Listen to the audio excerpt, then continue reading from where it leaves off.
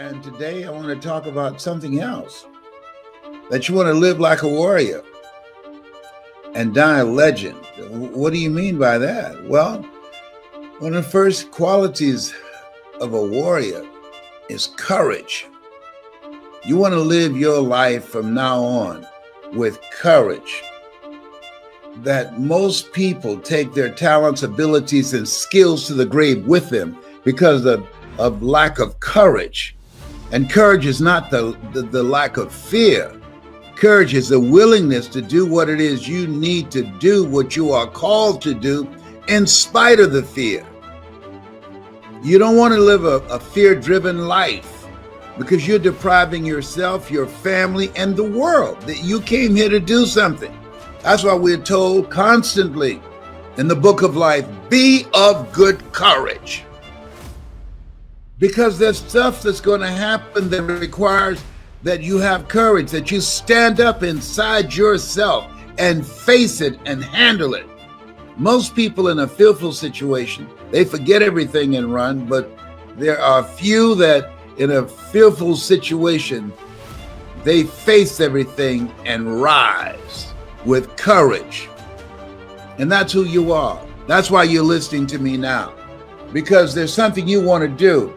And when you're going outside of your comfort zone, it takes courage. Most people, the majority of people, die within their comfort zone. They're not risk takers. They go through life trying to play it safe. Let me share something with you. There's no safe position in life. If we don't know anything else, if we have not learned anything else from the coronavirus, there's no safe position in life. You can't get out of life alive. You got to die to leave here. And so this is a time that you want to live your life full and do the things that you think about.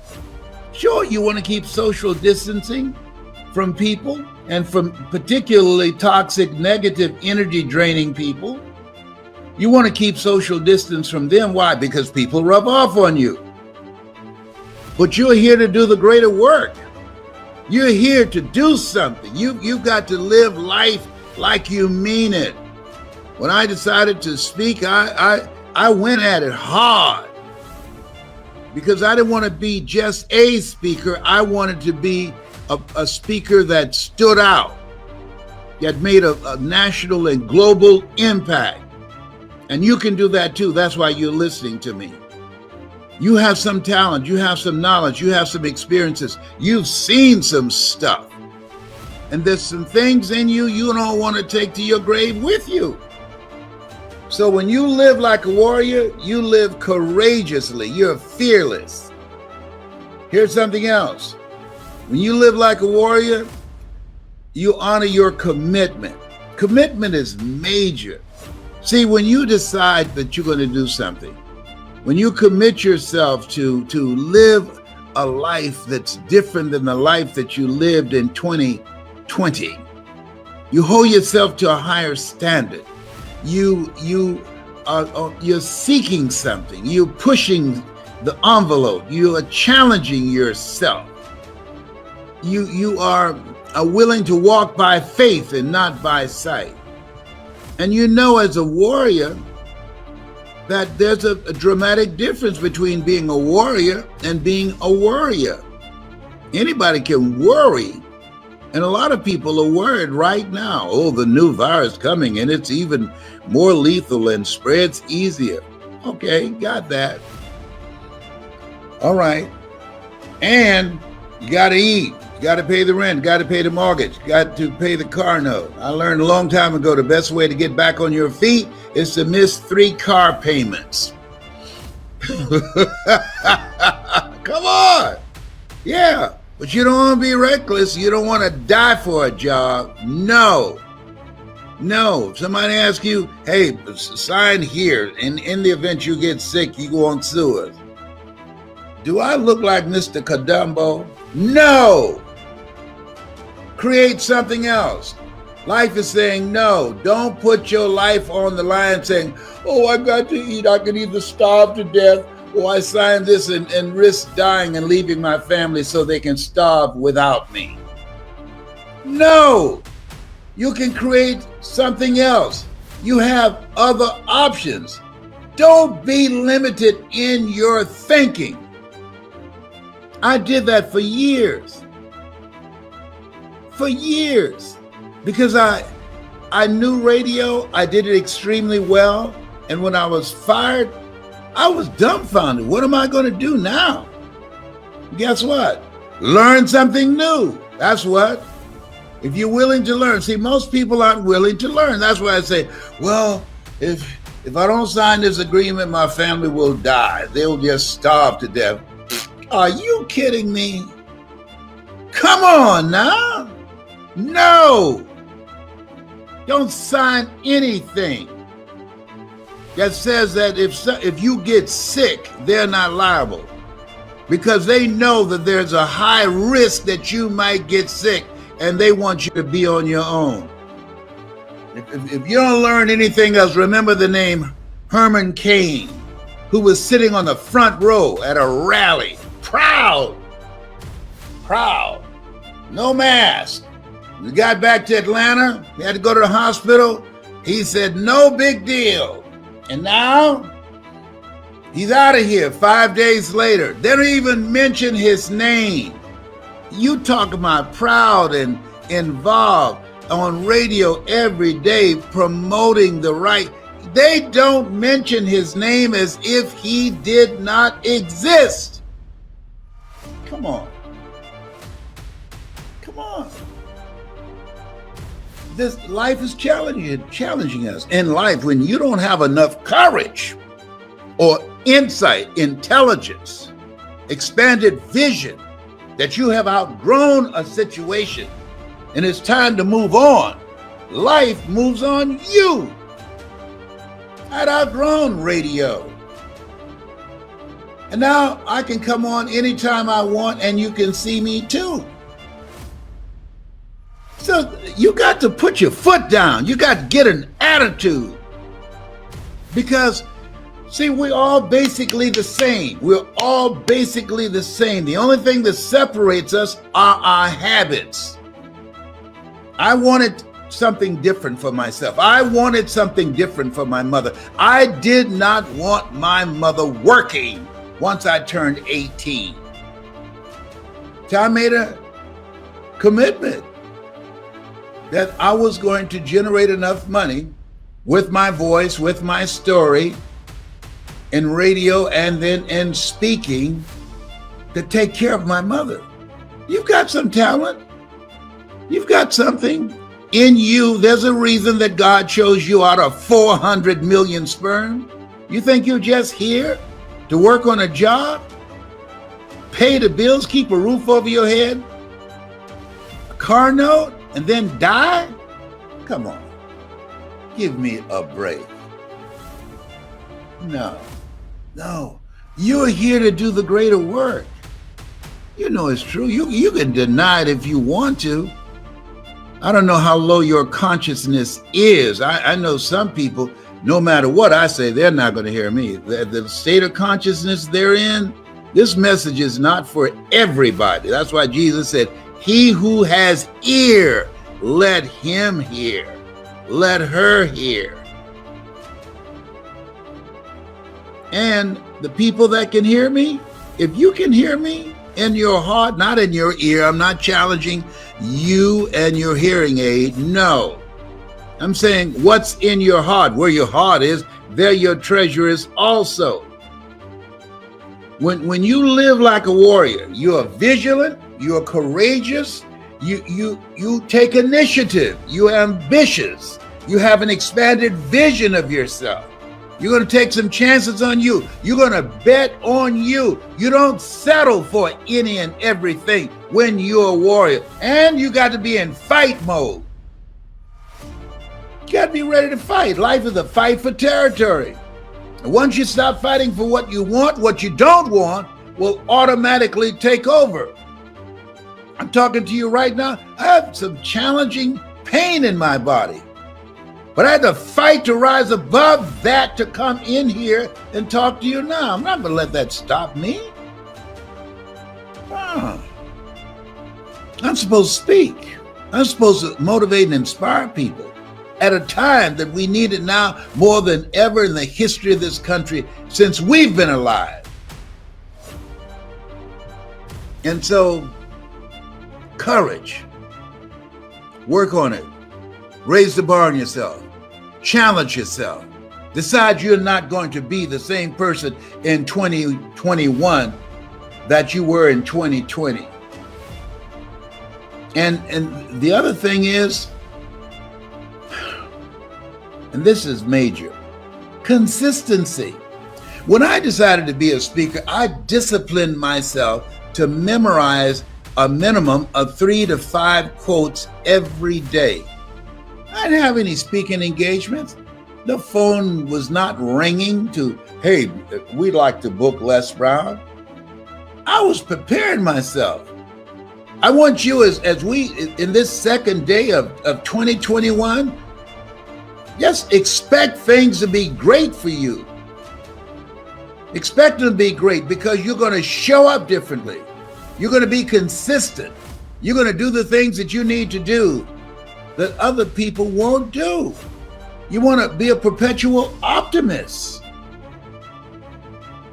Let's get it on. Life, you caught me by surprise in 2020, but that ain't going to happen in 2021. All the euphoria is gone. You've shown yourself. Oh, no. I'm not going to get caught up in the hoopla. No. This is a fight. You've taken something from me. We've been stripped. We've been stripped of personal touch. We've been stripped of spending personal, intimate time with loved ones and family members and friends. We've been stripped of gathering together. We've been stripped of a sense of assurance and faith. You've stripped us. No. And so when we look at this, we have to embrace the newness of this life. Reason I cut my hair. I want to remind myself when I look in the mirror, this is not the Les Brown that was in 2020. No. This is the one that's going to fight like a warrior and die a legend. I want you to have the mindset that you're going to make a greater impact. I want you to have the mindset that you're going to bring your family together. I want you to have the mindset that you're going to work on yourself. I want you to have the mindset that you're going to improve your health. I want you to have the mindset that you're going to create wealth. I want you to have the mindset that you're going to live an expanded vision of yourself, and you're going to go all in. All you can do is all you can do, and all you can do is enough. But make sure you do all you can do. A.L. Williams, come on now. Got to get fired up as you do at a football game or a basketball game, or you start doing a little dance in church when they start strumming the organ. Yeah, no. You want to be fired up thinking and being creative. That's how you want to get your shout on. And creating more wealth to protect yourself and to insulate yourself from the ugliness and from the poverty and from the pain that so many people are expressing.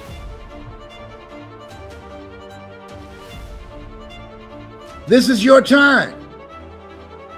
And it can only be your time when you are willing, as you look in the mirror, when you get up in the morning, Lord, whatever I face today, together, you and I can handle it. All things work together for good, for those who love God and for those who are called according to his purpose. When you get up in the morning and you decide to live a courageous life every day, get up in the morning, and you decide to make a commitment to live your greatest life. Get up in the morning in a spirit of gratitude and say, Lord, thank you for bringing me here. Thank you for dragging me into 2021. Thank you for protecting me and those I love. Thank you for the courage to go on, keep it moving. For those that did not make it, for my family members and friends that did not survive, I will live a life that will fill in the blanks for them, because I'm here because of your grace and mercy. I don't take it for granted that I'm still here. And as Orrin Hudson would say, the best day of my life. We're here. We're not taking a dirt nap. We're here. There's some people, no big deal. It's a big deal. We're here. Don't look past this. This life is to be lived. Life is for living, for being happy, for being productive. Herein my Father glorified, that ye bear much fruit. Much fruit. Not a life of being average or being mediocre. Much fruit. You've been chosen. Are you feeling me here? You've been chosen. You have been chosen for the greater work. And time to step it up. People who operate in darkness, they are relentless. They never stop. They don't take no breaks. They're always doing something. You get up in the morning looking at your phone and say, what happened now? Look at the news and say, oh my goodness, what's next?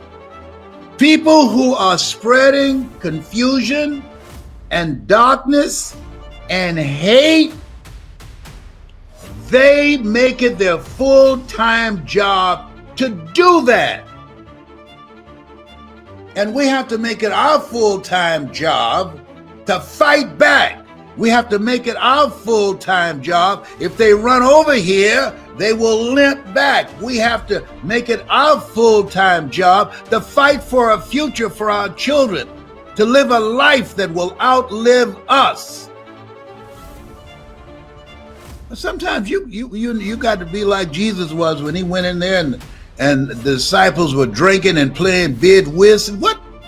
Y'all about to make me cuss up and get out of here. Come on. Oh yeah. And so many people, it's easy to get relaxed. Once after all the celebration, it's easy to get relaxed. No, there's work to do. See, you've experienced some setbacks. See, when a car's driving, if the back wheels go the same rate as the front wheels, it will never catch up. So in order to catch up with the front wheels, you got to speed up. You can't be average. You got to put the foot to the floor. That's where we are. See, when you have lost your job, I don't know if you've experienced it, but I have. When you get 2 or 3 months behind on your bills, it takes more than 2 or 3 months to catch up. You're looking at somebody, I used to be so broke, I'd walk past the bank and trip the alarm. Oh, behave. Yeah, you want to live like a warrior. When a warrior, you in fight mode. You are willing to do whatever it takes for you to discipline yourself, to dedicate yourself, to take the initiative, to embrace the newness of your life. You're God's instrument. When you embrace the newness of your life, new habits, new choices, new behavior, new friends, you set yourself up for miracles. Miracles are things that God does for you, through you, as you, and you know it's not you. And the only thing you can say when those miracles show up, look at God. Come on now. Come on. Yes. Thank you, Father. Thank you, Father. This is your time. This is your time. And it requires courage. It requires commitment. It requires collaboration with like-minded people. Not only is it possible and necessary, and it's you to live your dream, to make this greatness that you have within you become a reality, but what I've come to appreciate when you're working on changing your life, changing some bad habit, getting out of addictive situations or relationships, or working to build a dream or making a difference in our society, or learning something that's very challenging. Here's what I realize, ladies and gentlemen, and develop a great deal of respect for. It's hard. Easy is not an option. It's hard living. Life is hard. See, it's hard when you are 49 years old, been working on a job for 17 years, and they come in and tell you you're finished and give you 1 week severance pay. And you got to start all over again. It's hard when you're married and raising children and your children are crawling and your husband dies unexpectedly. It's hard handling just the tragedies of life. It's hard when you're working on something and you put everything you have in it and it doesn't work out. You lose your money and other people's money. It's hard. It was rough when I lost my job and I could not find a job. It was humiliating and embarrassing, borrowing money, and then I couldn't pay the money back when I told them I would. That's rough. How people look at you, how they respond to you. It's very hard. It's humiliating. Here's what I discovered that happens to you in life, that you will go through things, and while you're going through them, you can't understand why it's happening to you. But after you go through it, you get back and you look at it and you say, oh, now I understand why I needed that lesson. Have you ever happened to you? Raise your hand. Has it ever happened to you that I couldn't understand it then, but after I got through it, then I saw that was preparing me for bigger and better things.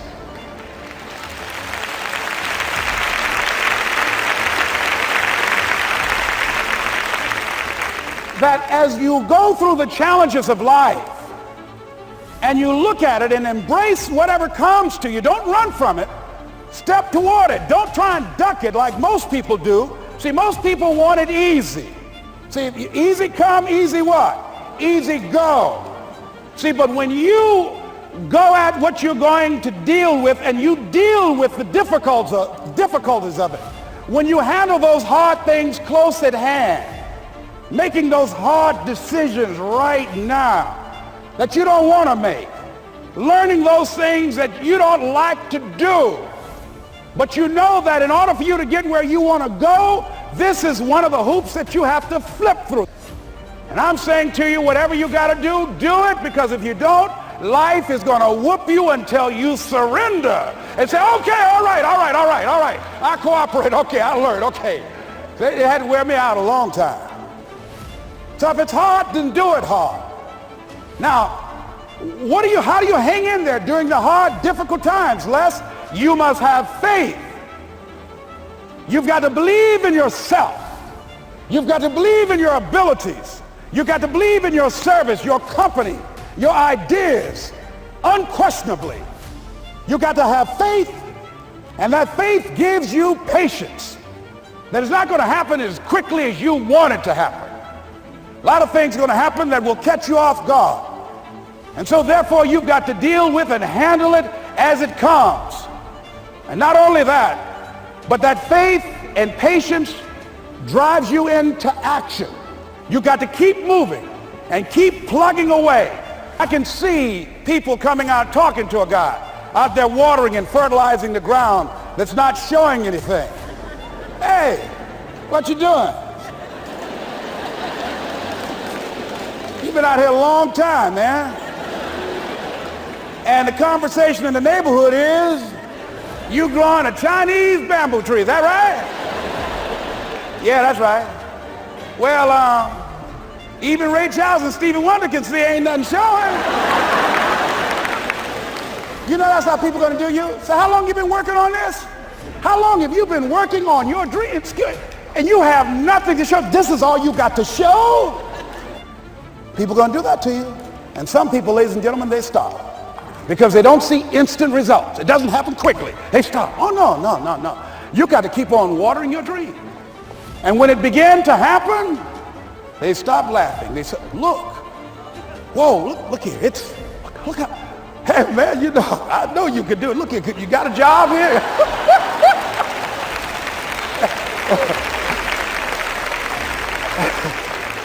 See, during those hard times, we didn't know how you're going to make payroll. During those times when you failed and things didn't work out, they were nowhere to be found. But you know what I discovered? When you're working at your dream, somebody said the harder the battle, the sweeter the victory. Oh, it's sweet to you. It's good to you. Why? See, when it's hard and there's a struggle, see, what you become in the process is more important than the dream. That's far more important. The kind of person you become, the character that you build, the courage that you develop, the faith that you're manifesting. Oh, it's something that you get up in the morning, you look yourself in the mirror, you're a different kind of person. You walk with a different kind of spirit.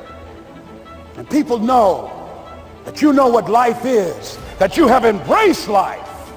You knew it was hard, but you did it hard.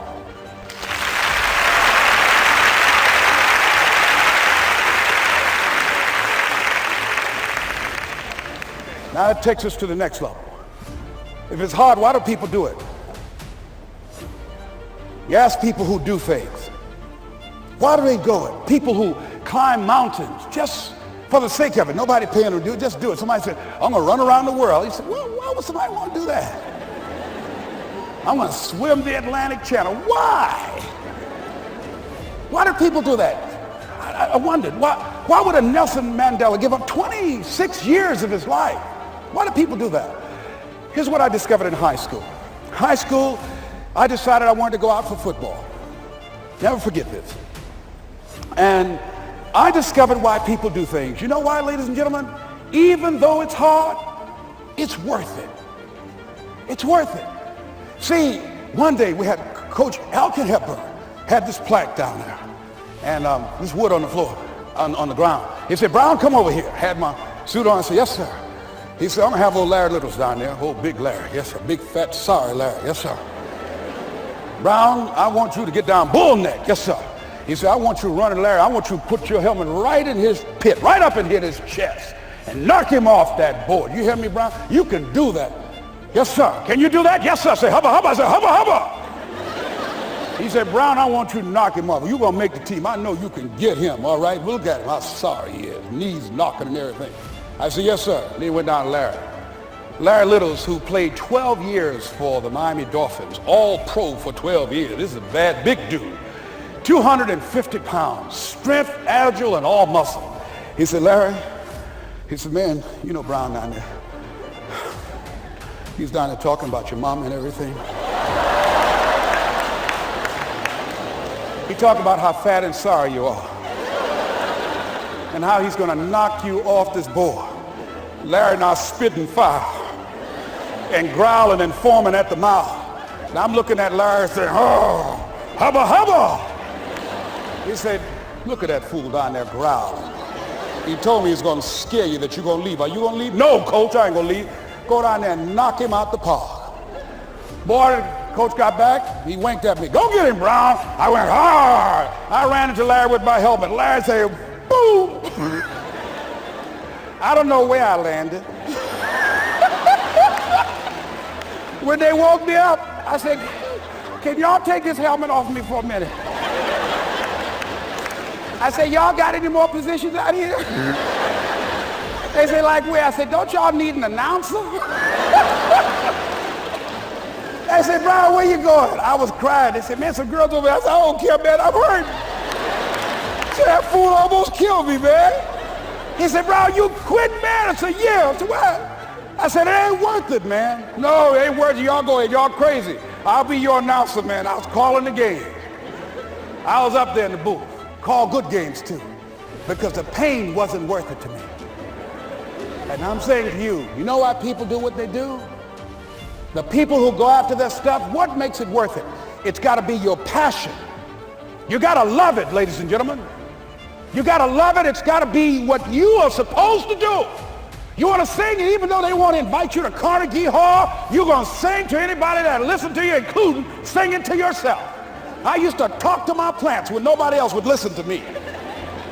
You got to write, even if no one published your book, write, because that was given to you to do.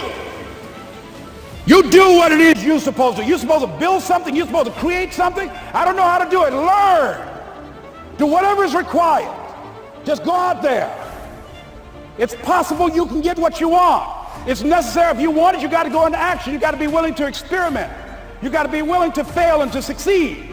You got to be willing to form and to develop new relationships. It's you. It's on you. You got to make that happen. Nobody's going to bring it to you on a silver platter and say, here's your dream manifested. No, it's hard. Yes, it's hard. It's difficult. Yes, right. And it's worth it.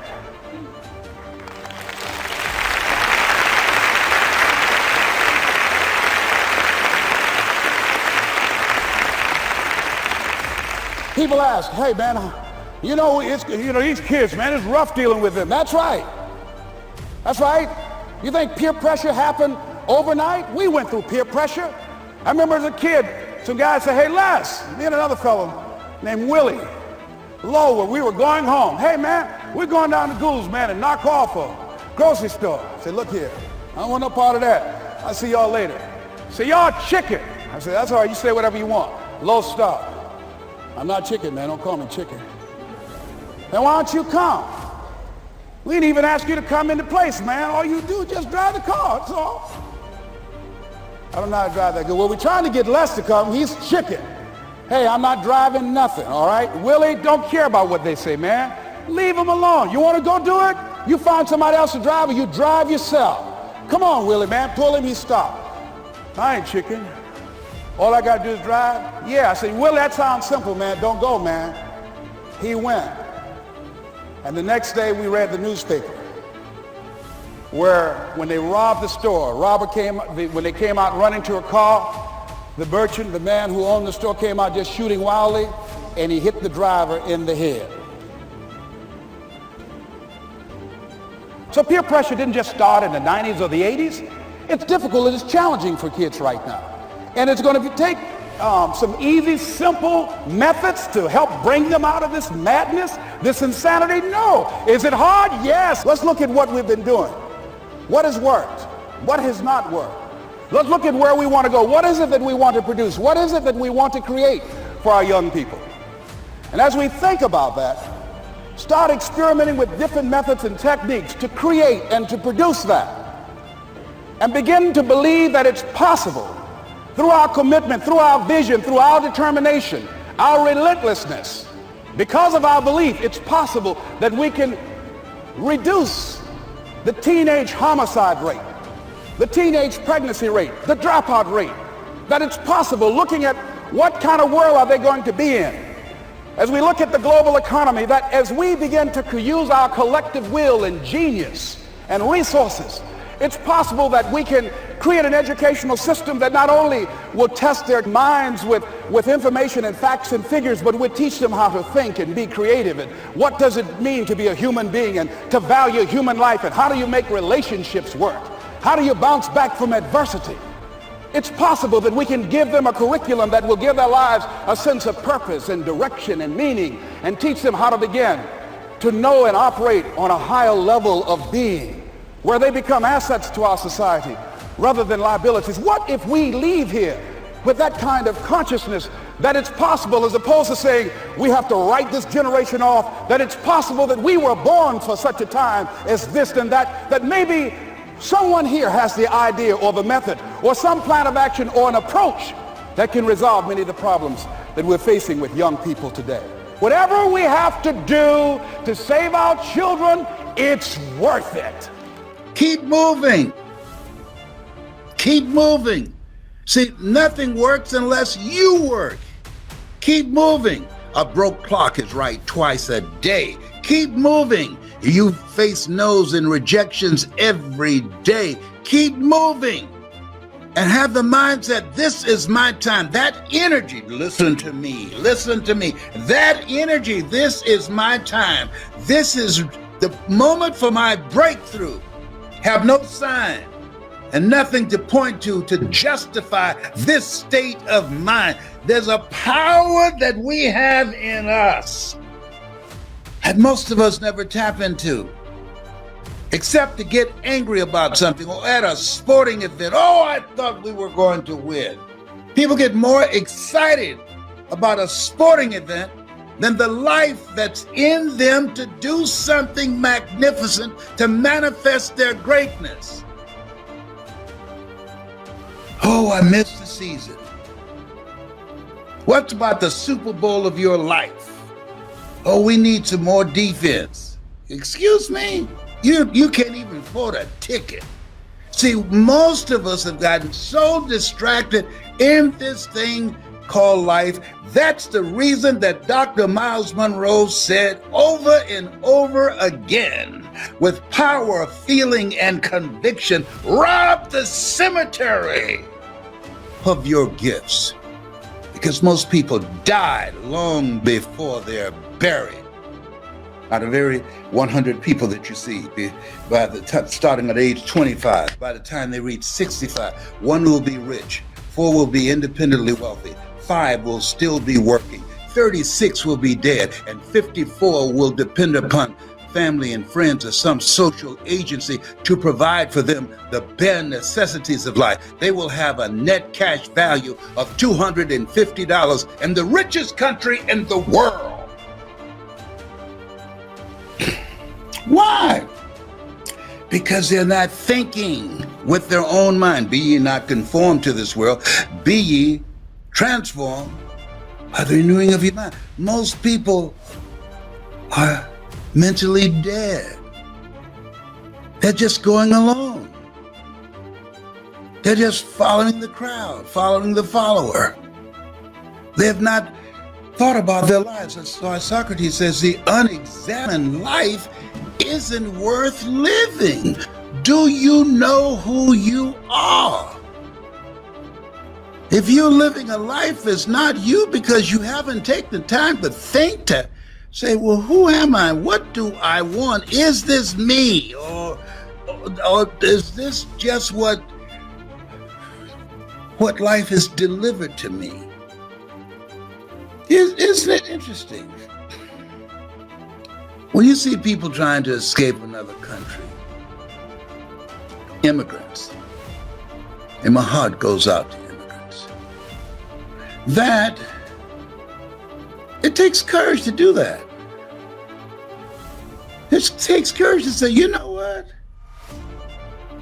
I'm not going to go down like this. I'm not going to lose my life here. There's got to be some place better than this. God said to Abraham, get up and go to a new land. Sometimes you got to change the place where you are. Sometimes you got to change the people that you're hanging around. Sometimes you've got to decide, I need some relationships that will uplift me. I need some relationships that will inspire me. I need some relationships that I can learn from and grow from mentally and emotionally and spiritually and financially.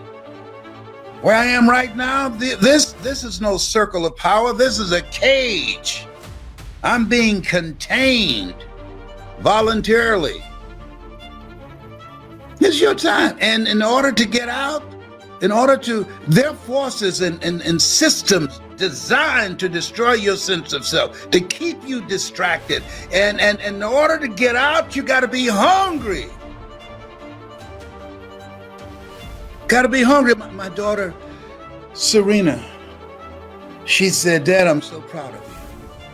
She said, given how little you had to start with, to see what you have done with all you had, was a dream and a passion to take care of grandma. No college education, being born in an abandoned building on a floor, being labeled educable mental retarded, being called the dumb twin. But you were hungry. I talk to people all the time and I mention your name. That's your father? Whoa. I remember when he was here in Columbus, Ohio. He made a difference. Boy, he was positive. There's something for you to do. Think about your life. Dr. Howard Thurman, he said, there's something in each and every one of us that waits and listens to the voice of the genuine in yourself. It will be perhaps the only guide you will ever have or hear. And if you cannot hear it, all of your life will be spent on the ends of strings that somebody else pulls. The reason that you're listening to me right now, as opposed to somebody else, you and I are cut from the same cloth. We're branches of the same tree. You know there's a presence in you that's greater than the adversities that you're facing. You know that there's a presence in you that can give you an opening to create the kind of life that you deserve. That's you. You know that there's a presence in you, and that presence is the calling on your life to live a larger life. You have something special. You have greatness in you.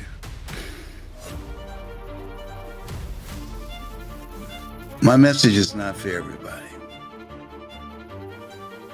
It's for people that can hear me in their heart. It's for people who've said, as I said one day, there's got to be more. There's got to be more. I've had it with this life as it is now. A lot of people checking out. No. Life is God's gift to us, and how we live our lives is our gift to God. You are more than a conqueror.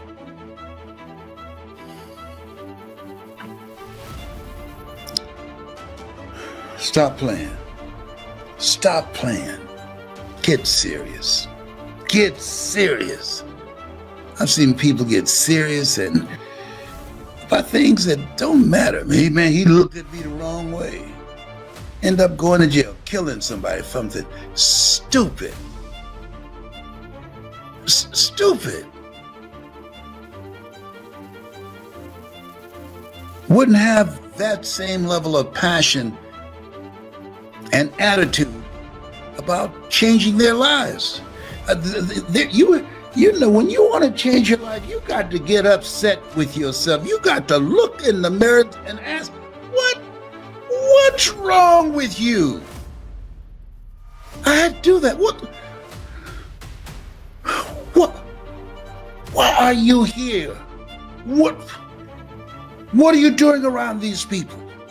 This is not you. Sometimes you got to talk to yourself. I get an attitude with myself. I sometimes walk around the house, kick my own behind. I got that kind of flexibility at 75. I got it like that. So what the hell? What were you thinking about? I wasn't thinking. That's the problem. The truth is incontrovertible. Malice may attack it, ignorance may deride it, but at the end, there it is, Winston Churchill. Truth crushed to earth shall rise again. Ye shall know the truth, and the truth shall set you free. What is that truth? We must know that you are greater than anything that life throws at you.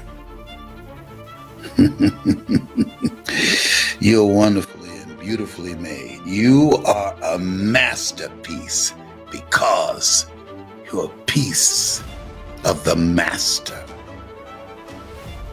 Don't come up in here, you playing. I don't play. I'm serious. I only want serious people, hungry people for me to train you and work with you so you can live a life that will outlive you, so you can leave a legacy rather than liabilities.